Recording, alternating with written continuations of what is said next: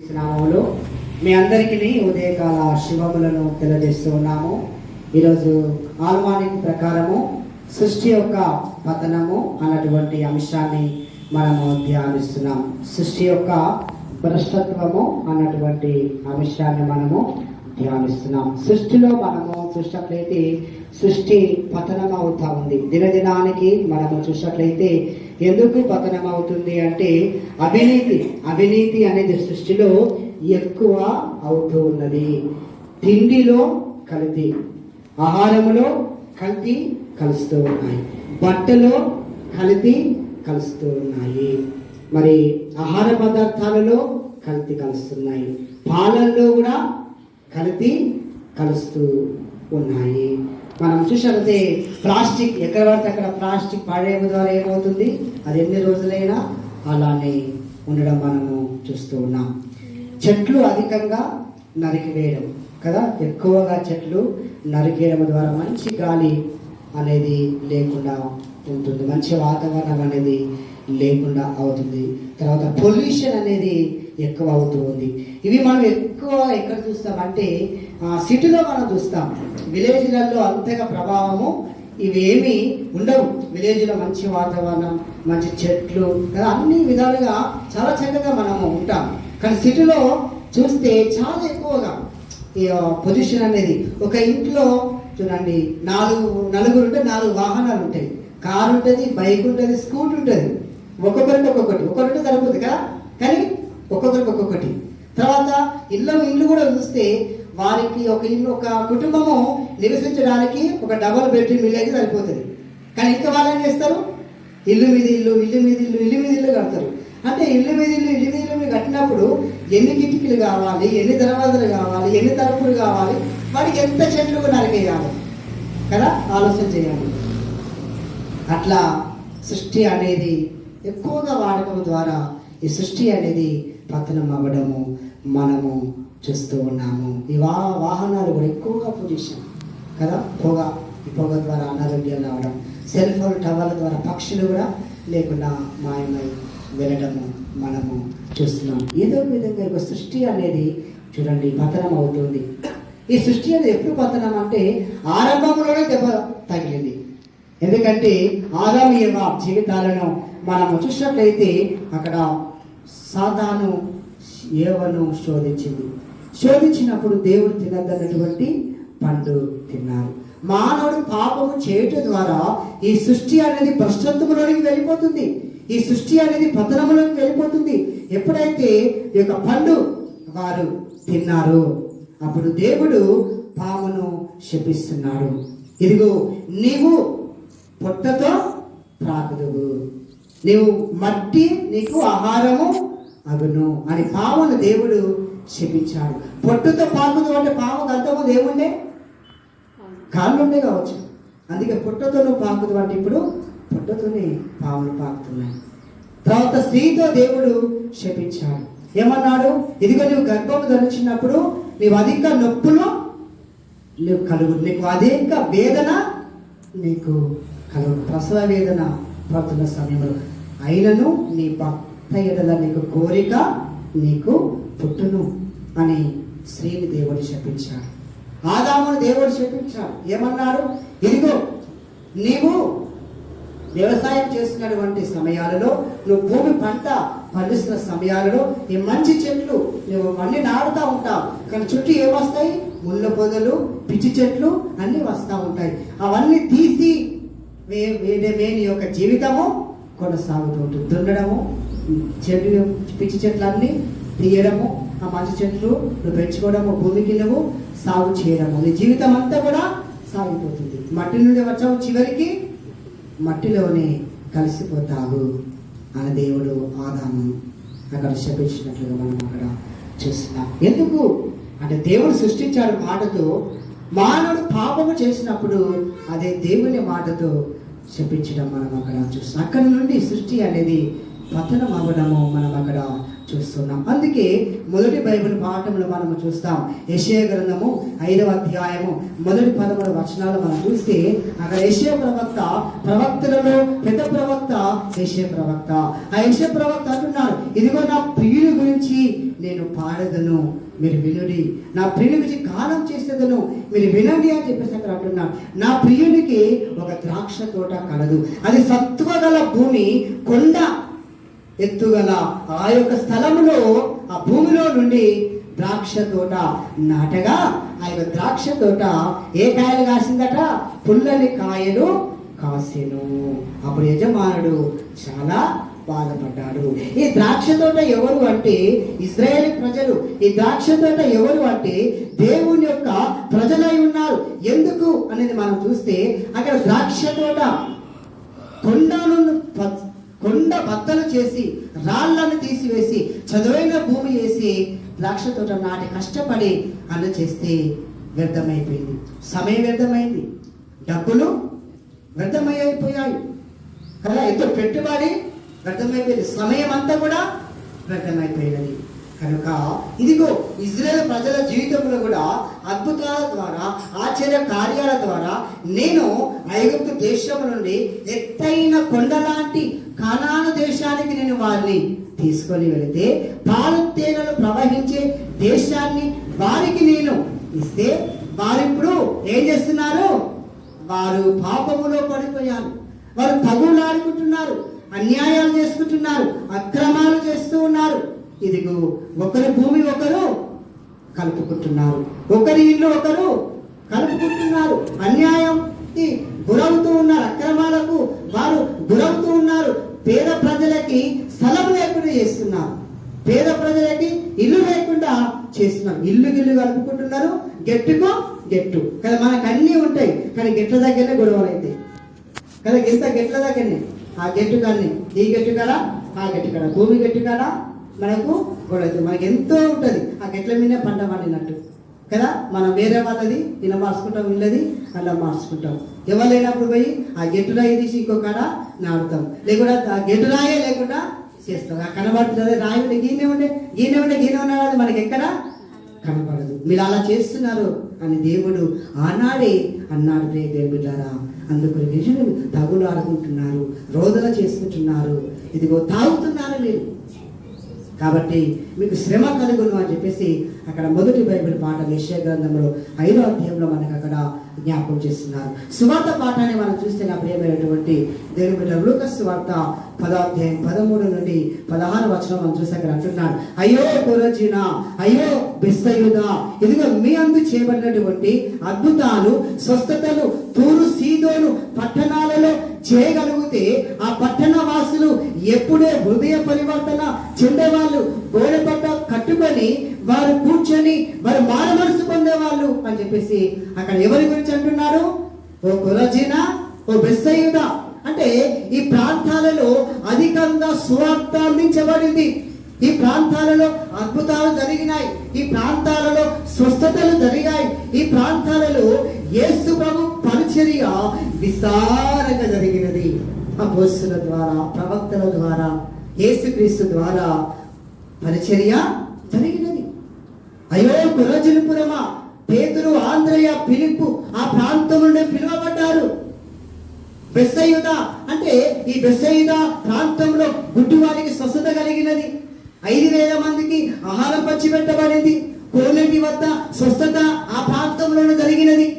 అన్ని అద్భుతాలు జరిగినప్పటికీ వారిలో మార్పు రాలేదు, వారిలో పరివర్తన వారిలో కలగలేదు. ఈ తూరు సీదోను వాసులు ఎవరు అంటే వారు అన్యులు.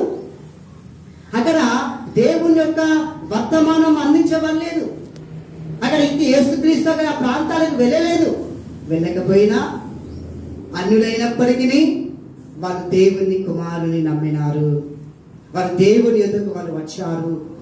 ఈ తూరు సీదోను ప్రాంత ప్రజలు సొలొమోను రాజు దేవాలయం కడుతూ ఉండగా ఈ ప్రాంత ప్రజలు పనిచేశారు అక్కడ దేవాలయం కొరకు. తర్వాత నెబుకద్నెజర్ రాజు దేవాలయం పడగొడుతున్నప్పుడు పడగొట్టడానికి పనిచేసిన వాళ్ళు ఎవరంటే తూరు సీదోను ప్రజలే అక్కడ పనిచేశారు. తర్వాత నెహెమ్యా కాలంలో కూడా పడిపోయినటువంటి యెరూషలేము గోడలు కట్టడానికి పని చేసింది ఎవరు అంటే తూరు సీదోను ప్రజల వాసులే అక్కడికి వెళ్ళి కట్టడానికి పని చేసినారు. చూడండి, అందుకే అక్కడ ప్రభు అంటున్నాడు, ఇదిగో మీ స్థితి కంటే సొదొమ గొమొర్రా ప్రజల స్థితి ఓర్వదగినదిగా ఉండునంటూ ఉన్నాడు. అంటే సొదొమ గొమొర్రా పట్టణం ఎక్కడ ఉంది? ఆది కాండంలోనే ఉండడం మనం అక్కడ చూస్తున్నాం. ఈ సొదొమ గొమొర్రా పట్టణం వాసులు ఎలాంటి పాపము క్రియలు చేశారు అంటే వారు అక్రమ సంబంధమైనటువంటి పనులు వాళ్ళు చేస్తున్నారు. స్త్రీల సంబంధం, పురుషుల సంబంధం కలిగి కూడా మత్తు పానీయాలకు అలవాటు పడి ఆ దేవుని భయము లేక, భక్తి లేక, ఆరాధన లేక, విశ్వాసం లేక వాళ్ళు జీవించారు. అందుకే ఆ పట్టణమైన ఓర్వదగినదిగా ఉండదు. కానీ అయ్యో ఓ కొరజీన, అయ్యో ఓ బెస్సయుద, మీ వద్ద చేయబడిన ఈ అద్భుతాలు, ఈ స్వస్థతలు ఇదిగో మీ అందు చేయబడ్డాయి, మీరు నమ్మలేదు కనుక తీర్పు దినాన మీ పట్టణాలు ఓర్వదగినదిగా ఉండవు. మీ పట్టణాలను దేవుడు తగిన సమయంలో శిక్షిస్తాడు అని చెప్పేసి అక్కడ గద్దిస్తూ తర్వాత కపర్నాహం గురించి మాట్లాడుతున్నాడు. ఓ కపర్నామా, నువ్వు ఆకాశమంతా హెచ్చింపబడాలనుకుంటున్నావు. నువ్వు అంటే ఈ కపర్నాహం అనేది ఏమిటి అంటే యేసుక్రీస్తు మేలు బ్రాంచ్. అది ఆ యొక్క దేశం అంతటికి కూడా ఈ కపర్నాహం అనేది ఒక పెద్ద బ్రాంచ్, అది మంచి సిటీ. అది మన తెలంగాణకు మంచి సిటీ ఏది? హైదరాబాద్. అలానే అక్కడ దేశానికి మంచి ప్లేస్ కపర్నాహం. ఈ కపర్నాహం యేసుక్రీస్తు నివాసం ఎక్కడ ఉంది అంటే కపర్నాహంలోనే ఉన్నది. మత్తయి సువార్త 4:16 మనం చూస్తే ఆయన నివాసము అక్కడ ఉంది. పేతురు అత్త నివాసం ఎక్కడ ఉంది అంటే కపర్నాహంలోనే ఉంది. అందుకే పేతురు అత్త జ్వరముతో ఉండగా యేసయ్య వారి ఇంటికి వెళ్ళి స్వస్థపరిచాడు. ఎక్కడ? కపర్నాహం అనే ప్లేస్ లోని. ఆ పట్టణం అట ఆకాశమంతా హెచ్చింపబడాలనుకున్నదట. ఇదిగో నేను దాని పాతాళానికి అనగదొక్కబోతున్నా అని చెప్పేసి అక్కడ యేసు ప్రభు యాకోబు, మీరు గర్వపడుతున్నారు కానీ దాన్ని నేను అణిచివేస్తా, పాతాళమంతా కిందికి దానిని నేను అణిచివేస్తానని ప్రభు అయినటువంటి యేసుక్రీస్తు అంటూ చెబుతూ యేసయ్య తన శిష్యులతో అంటున్నాడు, మీ మాట వినేవాడు నా మాట వినును, నా మాట వినేవాడు నన్ను పంపిన వారి మాట వినును. నన్ను నిరాకరించేవాడు నన్ను పంపిన వారిని నిరాకరిస్తున్నాడు. మిమ్ము నిరాకరించేవాడు నన్ను నిరాకరిస్తున్నాడు, నన్ను నిరాకరించేవాడు నన్ను పంపిన వాని యందు నిరాకరిస్తున్నాడు. కాబట్టి నా మాట వినండి అని ప్రభు అంటున్నాడు. ప్రియమైనటువంటి దేవుని బిడ్డలారా, పరివర్తన గురించి ప్రభు ఈరోజు నీతో నాతో మనతో మాట్లాడుతున్నాడు. నెపోలియన్ అనే చక్రవర్తి ఒకరోజు చెరసాలకు వెళ్ళాడట. చెరసాలలో ఉన్నటువంటి ఖైదీల దగ్గరికి వెళ్ళిందట. వెళ్ళి ఖైదీని అడిగిందట, నువ్వేం పాపం చేశావు, ఖైదీకి వచ్చావు అంటే ఆయన అన్నదట, అయ్యా నేనేం పాపం చేయలే, కానీ నన్ను అన్యాయంగా ఇరికించి జైల్లో వేశారు అని చెప్పిండట. ఇంకో ఖైదీ దగ్గరికి వెళ్ళి నువ్వేం పాపం చేశావు అంటే, ఇదిగో నేనేం పాపము చేయలేదు, వేరే వాళ్ళు అర్థం చేసారు కానీ నా పేరు పెట్టి నన్ను ఇలా వేశారు అని చెప్పేసి చెప్పిందట. ఇంకొక దగ్గరికి వెళ్ళి ఇంకో ఖైదీని అడిగిందట, నువ్వేం పాపం చేశావు అని చెప్పేసి అన్నప్పుడు నేను ఏమీ చేయలేదు కానీ వేరే వాళ్ళ నేరం నా మీద మోపి ఇక్కడ వేశారన్నారట. తర్వాత ఇంకొక వ్యక్తి దగ్గరికి వెళ్ళి ఇంకొక ఖైదీని అడిగిందట, నువ్వు ఎందుకు చెరసాలలో ఉన్నావు అంటే, ఈ చెరసాలలో ఉండడానికి నేను అర్హుడిని, ఎందుకంటే నేను పాపం చేసిన, నేను పాపము చేశాను కనుక ఈ శిక్ష నేను అనుభవిస్తున్నా. నిజంగా నేను పాపం చేసిన ఆ పాపానికి, ఆ ద్రోహానికి, అన్యాయానికి ఇప్పుడు శిక్ష అనుభవిస్తూ పరివర్తన చెందుతున్నా, ఏడుస్తున్నా, కన్నీరు కారుస్తున్నా, నా కుటుంబానికి దూరమైన, నా పిల్లలకు దూరమైన, నా భార్యకు దూరమైన, నేరం చేసినా, ఎందుకు నేరం చేసినా అని పశ్చాత్తాపడుతున్నాను, దయతో నన్ను క్షమించు అని నెపోలియన్ చక్రవర్తి కాళ్ళ మీద వాడి బతిలాడినట. నెపోలియన్ చక్రవర్తి ఏం చేశాడో తెలుసా? అంతమందిలో ఖైదీలో ఈ వ్యక్తి నేరం చేసినా అని ఒప్పుకొని పరివర్తన చెందాడు గనుక, పశ్చాత్తాప పడ్డాడు గనుక, కాళ్ళ మీద పడి బతిలాడాడు గనుక ఏం చేశాడు?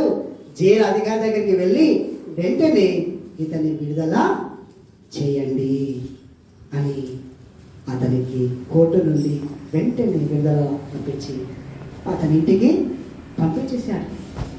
చూడండి నా ప్రేమ దేవుడు, పరివర్తన అనేది చాలా అవసరం. అందుకే మన జీవితంలో దేవుడు ఎన్నో అద్భుతాలు చేస్తున్నాడు కదా, ఎన్నో స్వస్థతలు చేస్తున్నాడు. ఈ స్వస్థతలు అద్భుతాలు జరిగినప్పుడు ఏం చేయాలి? మనం పరివర్తన, మారు మనసు చెందాలి. ఒకవేళ చేయకపోతే ప్రభు నీ గురించి, నా గురించి, మన ఊరి గురించి అలానే అంటాడేమో.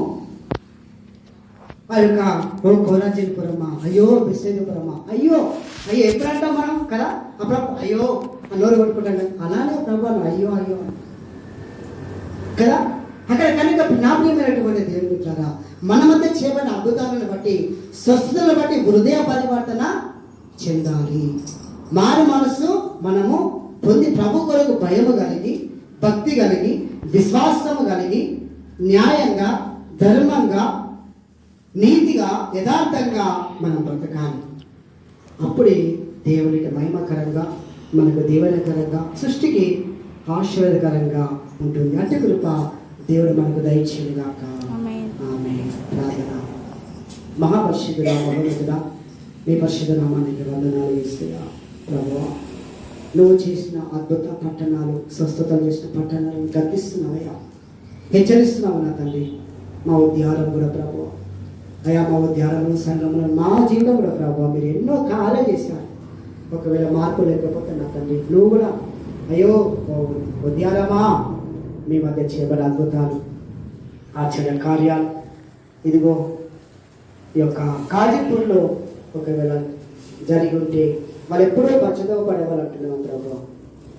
ఎందుకంటే ఇక్కడ విస్తారమైన పరిచర్య అందుతుంది ప్రజలకు. తండ్రి నువ్వు పంపిస్తున్నావు అయ్యా, సేవకులను పంపిస్తున్నావు నా ప్రభు. సేవకుల మాట వింటే నీ మాట విన్నట్టు అన్నావు నా తండ్రి. మా కుటుంబాలు మారు మనసు చెందాలయ్యా, మా జీవితాలు మారాలి అయ్యా, హృదయ పరివర్తన చెందాలి నా తండ్రి.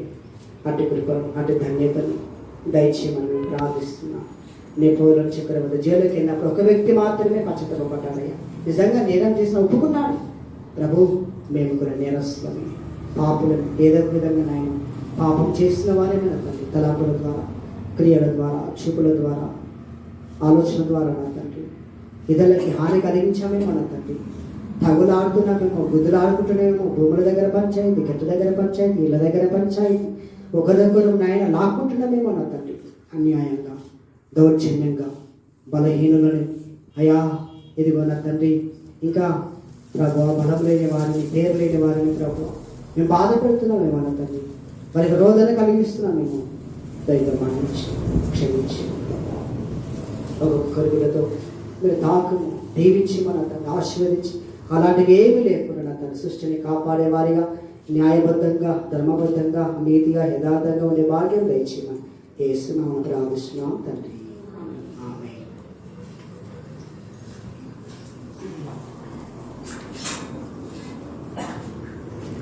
మన యొక్క సంఘ ప్రకటనలు